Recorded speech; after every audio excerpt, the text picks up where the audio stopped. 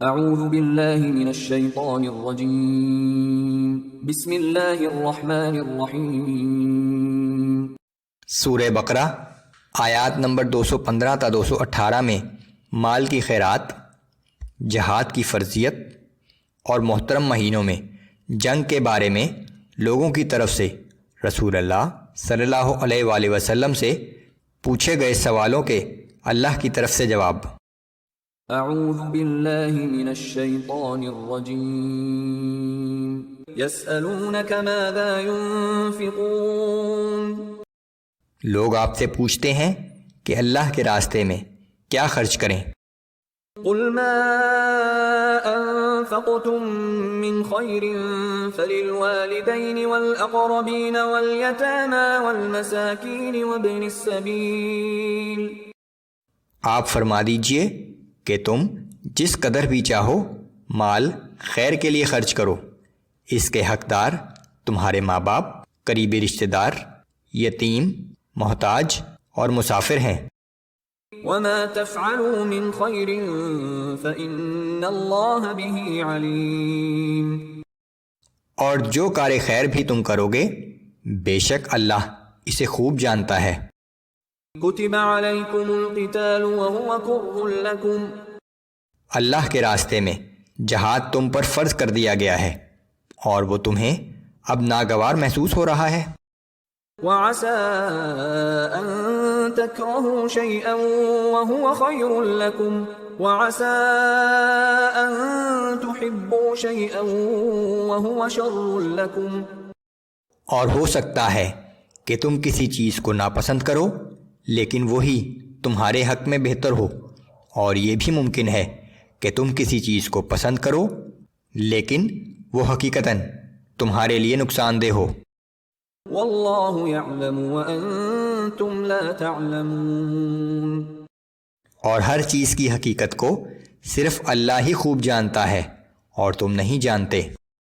یسألونک عن الشہر الحرام قتال فیہ قل قتال فیہ کبیر۔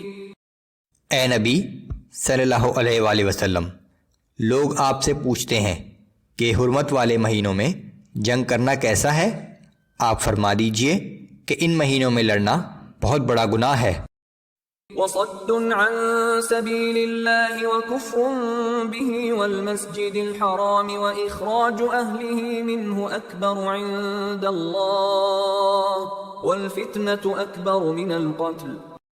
لیکن اللہ کی راہ سے روکنا اور اس سے کفر کرنا اور لوگوں کو مسجد الحرام یعنی خانہ کعبہ میں جانے سے روکنا اور اس کے باشندوں کو وہاں سے نکالنا اللہ کے نزدیک اس سے بھی بڑا گناہ ہے، اور اللہ کے نزدیک یہ شرانگیزی قتل سے بھی بڑھ کر ہے۔ ولا يزالون يقاتلونكم حتى يردوكم عن دينكم ان استطاعوا۔ اور یہ کافر تم سے ہمیشہ لڑتے رہیں گے تاکہ اگر ان کا بس چلے تو وہ تمہیں تمہارے دین سے واپس پھیر دیں۔ ومن يرتد منكم عن دينه فيمت وهو كافر